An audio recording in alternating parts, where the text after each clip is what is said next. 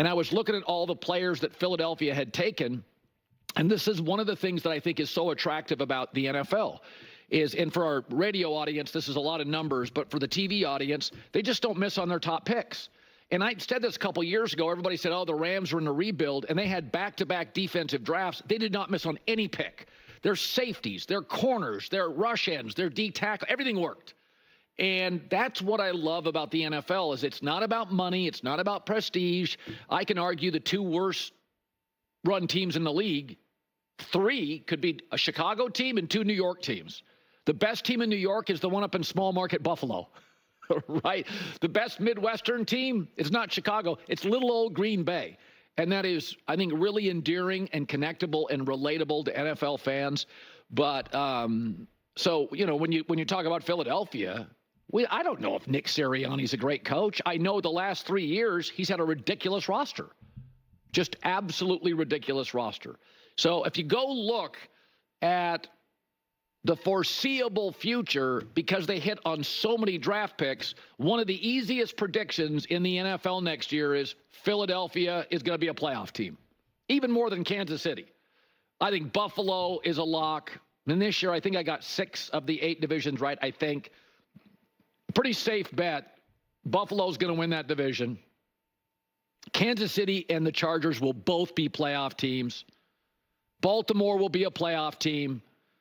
Philadelphia and the Lions are absolutely playoff teams. You had the Patriots going to the playoffs. Who's coming out? Is it your Bill? Okay.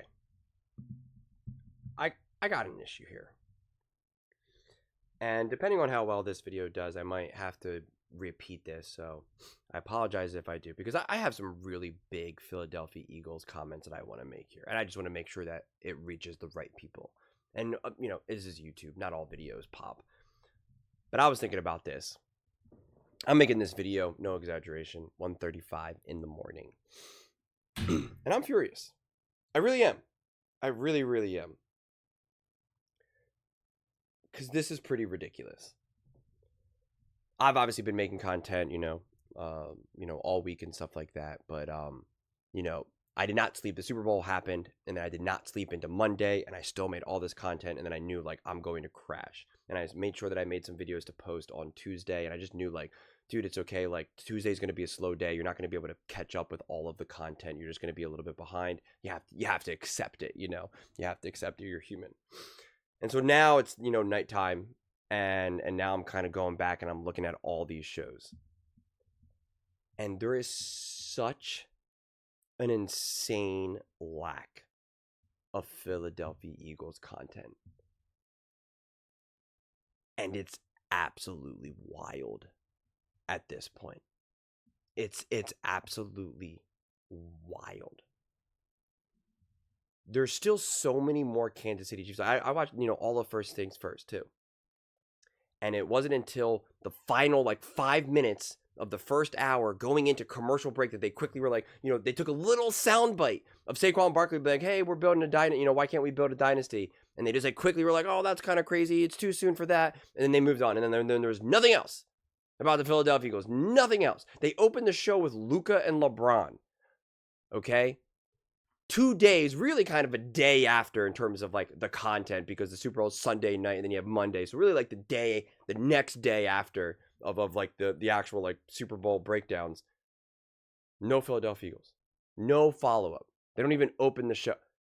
That is so insane. For the Super Bowl that was record-breaking, that had the most views ever. Colin Cowherd opened the show. I don't know if he opened up the show or if it was like the second segment where he talked about the ratings of the Super Bowl, and it had the Philadelphia Eagle and the green, but it wasn't really a segment about the Philadelphia Eagles and Jalen Hurts. And even in this segment, he talks about how great the Howie Roseman is at drafting. He's like, I don't know how good Nick Sirianni is. And it's like, oh my God, what are we doing here? You know, and I'm seeing takes, not from Colin, but just in general, people being like, oh, you know, Jalen Hurts played pretty good, but he's on a stacked roster. And, you know, if he was on the Washington Commanders, they wouldn't even make the playoffs. And it's just like, no.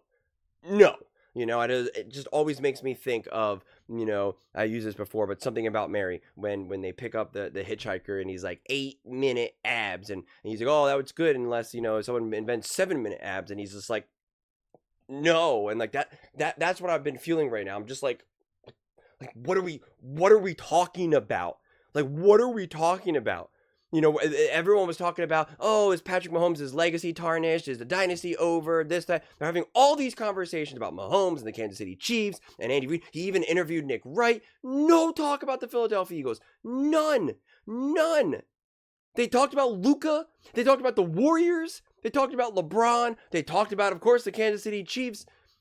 Not the Philadelphia Eagles.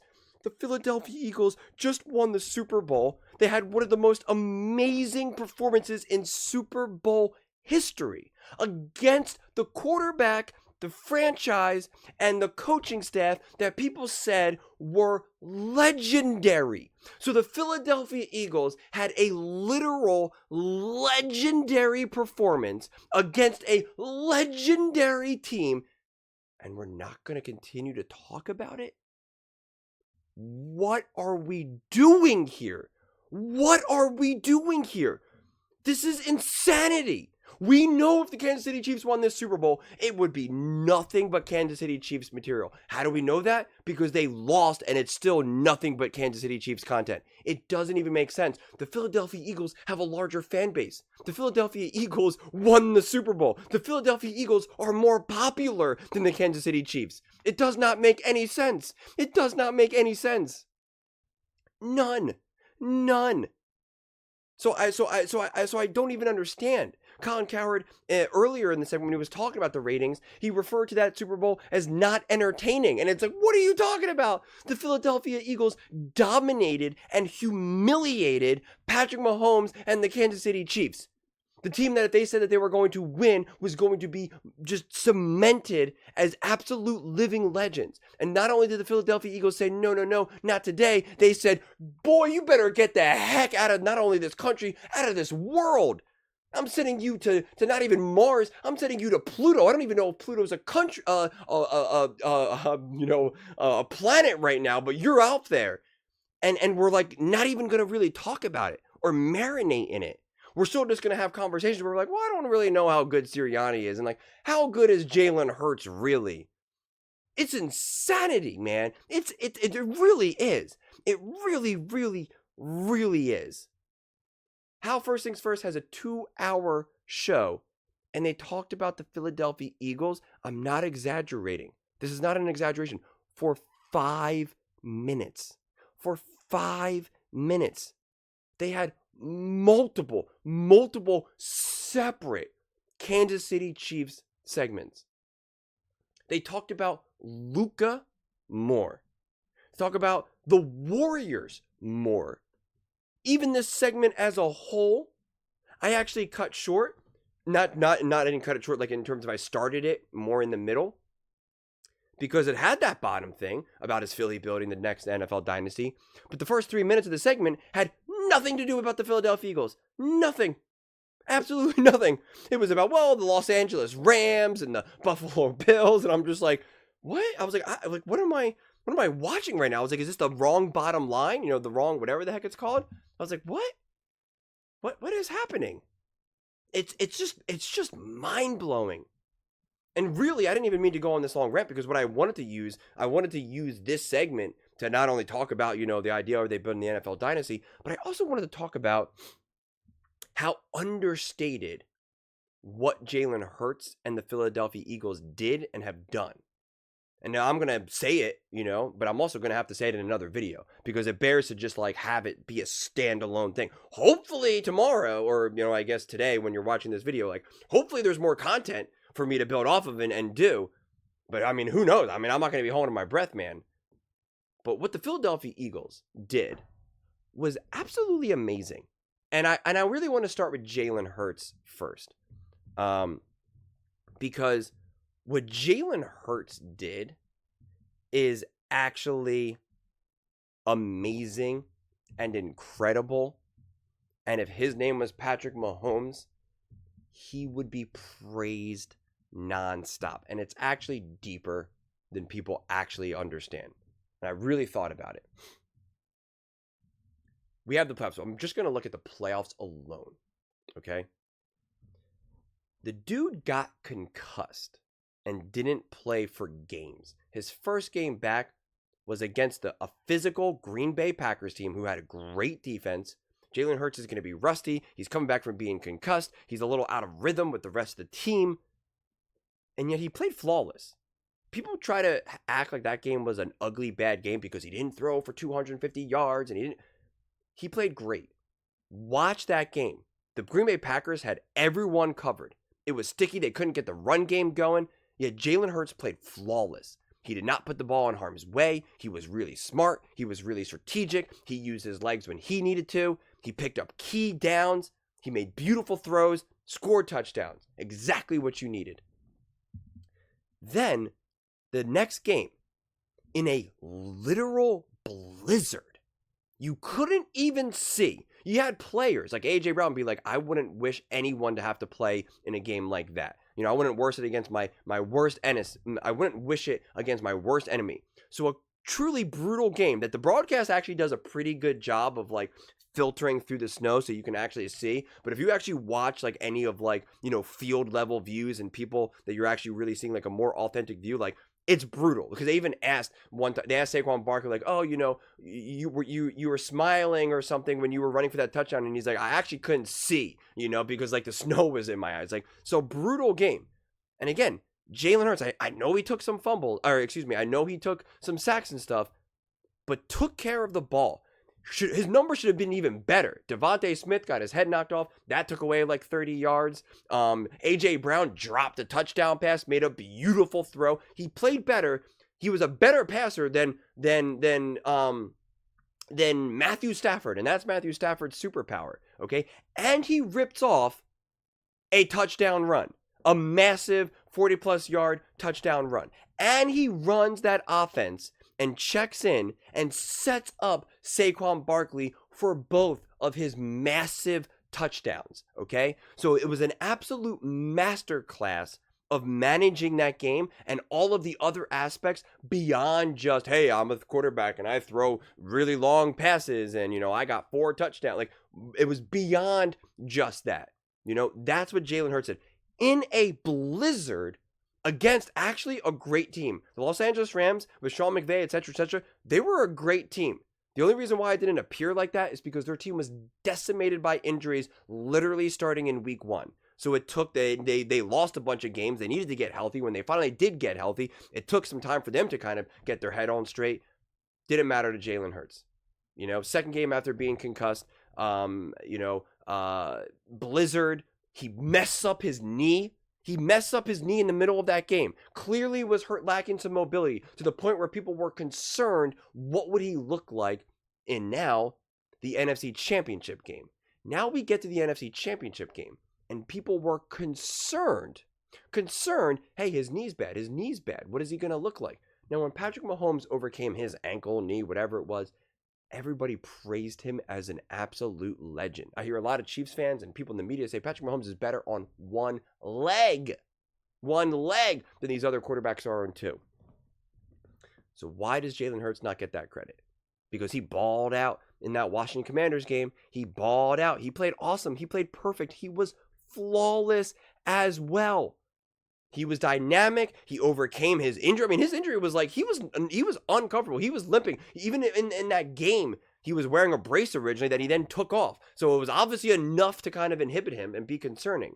He also had to deal with a center that wasn't actually his center. They had to move around. They essentially had multiple linemen that were not in the position that they normally play in. That is a huge deal for a quarterback, okay? That is a huge deal for a quarterback. Overcame that, right? Clearly an imperfect situation, and it was a close game until it wasn't, until the Eagles completely blew it open. Jalen Hurts, flawless, making beautiful passes, absolute beautiful passes, beautiful moments, using his legs in key moments. Just again, perfectly balanced, special game, undeniably. Now, let's take us to the Super Bowl, where everyone said that the Kansas City Chiefs are going to take away the run game. They're going to take away Saquon Barkley. And then you had someone, which I actually didn't think it was bad analysis. Someone like Mark Sanchez said that the Eagles should set the record for the most rushing attempts, like just run the ball, run the ball, run the ball, run the ball. And I didn't even necessarily push back on that. I really didn't. But, the whole idea was, everyone knows that in order to beat the Philadelphia Eagles, you put the ball in Jalen Hurts' hands and force him to throw and make decisions, and you will beat them. Well, the Philadelphia Eagles absolutely struggled to get that run game going. They absolutely did. Saquon Barkley averaged like about 2 yards, maybe even slightly less, but it was like about 2 yards. Didn't matter. And you know what? The Philadelphia Eagles put the ball in Jalen Hurts' hand from the jump. First drive of the game. What was it? 4th and 3. And they didn't throw a little 6-yard pass to Dallas Goedert. That's like, a direct, easy pass, high percentage. No, they asked Jalen Hurts to rip it down the field. And yes, it got called back, but they said, we trust you to make a great throw. And boy, did he deliver. Did he make an unbelievable throw? Because if that doesn't go through, and that's a bad throw or whatever it is, goes out of bounds or just, the Kansas City Chiefs now have the ball in amazing field position. Amazing. Like, that could literally change everything. So, yeah, the Philadelphia Eagles put the ball in Jalen Hurts' hand. They took away the run game from him for in many key moments. It was constantly on Jalen Hurts. They were very regularly 2nd and 7, 3rd and 8, these long downs. And he made it happen. He was the leading rusher. He broke his record. His already Super Bowl record for most rushing yards. He made unbelievably beautiful throws down the field to A.J. Brown, to Devontae, to Jahan Dotson. Again, another wide receiver that nobody wanted. He made that happen. And no, this was not just wide open guys like I talked about before. He had like 2 wide open plays, right? One was to Dallas Goedert and one was to A.J. Brown. Outside of that, he was throwing these tight window, beautiful throws. The throw to Devontae, I don't even care how wide open he was, and he wasn't wide open, but even if he was, still an unbelievably beautifully perfect throw regardless, even if he was. But he wasn't. It was still tightly contested and had to make a beautiful throw. If that ball is even slightly underthrown, you're just begging that they throw like a pass interference call because then Devontae would have to come back. Even if that ball was just slightly underthrown, boom. So again, they threw out the game because then even Tom Brady and whoever does the play-by-play with him, I can't think of his name right now, said, the Eagles are going to milk the clock. Nope. They put the ball back in Jalen Hurts' hand. And again, Jalen Hurts did not play in this perfectly beautiful, clean pocket where he had all day. That's not the story of this game. He was flushed out of the pocket. The pocket collapsed on him many times.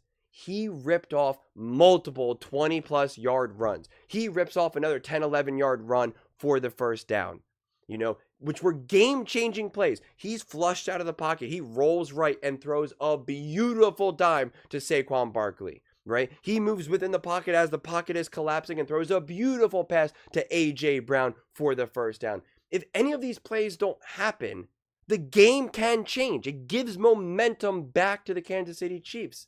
The Eagles don't score points. Jalen Hurts played an unbelievable game. Had the highest EPA in the history of the Super Bowl. He was unbelievable. And yet we're still barely talking about it. I mean, do you realize that? Jalen Hurts now has 2 of the most efficient and 2 of the most statistically impressive and 2 of the most just eye test impressive and multiple Super Bowl records in the history of the Super Bowl. And yet we're acting like it's nothing. Or we're acting it's like because he has a great team. Does a great team help him? Undeniably. I am not arguing that Jalen Hurts would take the Carolina Panthers to the Super Bowl. I'm not arguing that. But to act like Jalen Hurts was just dead weight and character, that Jalen Hurts was just taking advantage of a terrible Kansas City Chiefs defense or an amazingly clean pocket where he had all day to throw, or that he was throwing to A.J. Brown who was just wide open, or he was throwing a pass to Dallas Goedert for 5 yards and then Dallas Goedert took off for 20 after that. That's not what happened in this game. That's not even the throw to Dotson that ended up being just short. I mean, like, like Jalen Hurts was on one, man. Absolutely on one. And the fact that it's not being praised nonstop. It's actually insanity, which is why I'm saying, depending on how well this video does, like I might just cut with this whole rant because I don't know if I could ever repeat it again and put in another video. I just want to post it like every day because I need maximal people to see it. Because it's really actually insane to me. It really is. It's insane to me that we're not really having the right conversation about this Super Bowl. About Jalen Hurts' playoff performance throughout the entire playoffs. That he was given a very tough game offensively against the Green Bay Packers. You know, tough defensively, however you want to look at it. And he passed with flying colors.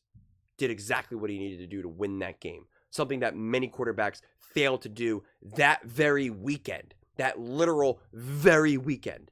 Where if other quarterbacks played like he did, they would have won. And they did not. And then he played in a blizzard and passed with flying colors. And then was dominant against the Washington Commanders with a banged up knee and a banged up O-line and took care of business against arguably the hottest team in the NFL. They were so hot that people were saying that rookie Jaden Daniels, there was more conversations about, can Jaden Daniels win the Super Bowl than will the Philadelphia Eagles and Jalen Hurts beat the Commanders? Then they go into the Super Bowl where the vast majority of the conversations were about the Kansas City Chiefs three-peating, and will Jalen Hurts be a liability for the Philadelphia Eagles? Should they ban the tush push? And on we go. And the Philadelphia Eagles and Jalen Hurts absolutely, positively dominated. And we just rather talk about anything else but that. It does not make sense. If the Philadelphia Eagles were a small market, if they were the Jacksonville Jaguars, I'd understand. If this was a one-off thing, I'd even understand. Even if it was a major market like the Philadelphia Eagles. If the Philadelphia Eagles were just like, if this was like the New York Giants or the Washington Commanders now, who just kind of like won this game, and you're just like, yeah, they won a game, that's great. They won the Super Bowl, but like, I don't know if they're going to be able to continue to do this. But the Philadelphia Eagles have been excellent for the last 25 years. They have 20 playoff wins in the last 25 years. Second to the only dynasty of the New England Patriots and Tom Brady and Bill Belichick. Okay? Second to only them. They have more playoff wins than the Kansas City Chiefs. They now have 2 Super Bowls in the last 7 years. In 7 years. Patrick Mahomes and the Kansas City Chiefs have 3 from 2019 onward. So we don't have to just count from 2019. We can start when the Philadelphia Eagles won in 2017 and go onward. Okay? So the Philadelphia Eagles have now won 2 Super Bowls and gone to 4. That's pretty impressive. You realize if the Philadelphia Eagles win another Super Bowl within the next couple of years, they will now have won 3 Super Bowls, the same as much as the Kansas City Chiefs, who everyone was praising is the greatest team in the history of the universe. You understand that? The Philadelphia Eagles as a franchise, as a whole, as the organization, deserves so much more credit. So much more credit. What they've done for the last 25 years, or at the minimum, just the last 7-8 years, has been incredible. Incredible. Did the Rams do that? No. Did the Ravens do that? No. The Bills? No. The 49ers? No. No other team has done this within the last 7 years, 8 years, other than the Kansas City Chiefs. The team that everyone praised and talked about non-stop. So then talk about the Philadelphia Eagles non-stop. Praise the Philadelphia Eagles non-stop.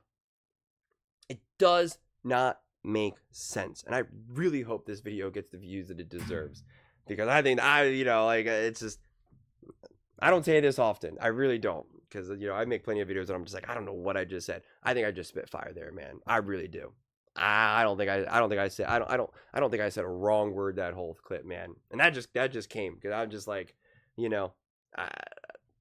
I hope I don't have to do it again because I don't want to try to recapture that moment, honestly. which is why I said I might just have to cut this and play it if this video doesn't reach what I want it to reach, because it's just it's actually pretty mind-blowing. It really, really is. It's just I can't believe it. And when you really sit back and think about what the Philadelphia Eagles accomplished, what Jalen Hurts accomplished, it's absolutely extraordinary. It's amazing. It's legitimately historic. And it's barely being talked about. And the Philadelphia Eagles, since 2017, have been dominant, have been amazing, have been incredible, have been so wildly consistent. And yet we act like they're not, or that like all other teams are doing this, and they haven't. Or we're acting like the Philadelphia Eagles are kind of getting, lucky breaks, like they're playing an injured, banged up team, or they reach the Super Bowl and they're playing Blake Bortles and the Jacksonville Jaguars, when they dominated Patrick Mahomes and the Kansas City Chiefs, when they beat Tom Brady and Bill Belichick doing trick plays, and then go back to the Super Bowl 5 years later with a completely new team, with a completely new head coach, with a completely new different quarterback. They lose in devastating fashion, miss 1 year, then the following year get new coordinator, 2 new coordinators, get essentially another brand new team minus a handful of players, and then they dominate the Kansas City Chiefs, and we act like it's just nothing. Yeah, we talk about it a bunch on Monday, and now it's already forgotten.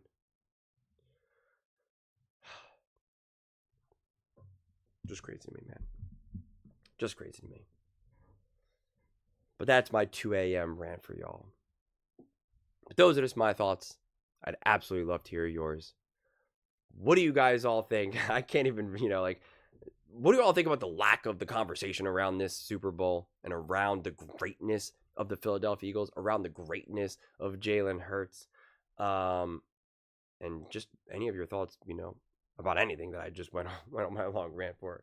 Let me know in the comments below. I read every single comment. So whether you agree with me or disagree with me, either way, let's get in some discussions. Let's get in some fights. But ultimately, let's just have some fun.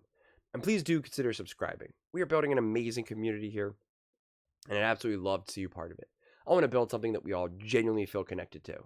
Something that we're really excited to be part of. I think we're well on our way to doing it. And please don't forget to give this video a thumbs up, as it really does help with the visibility and the algorithm.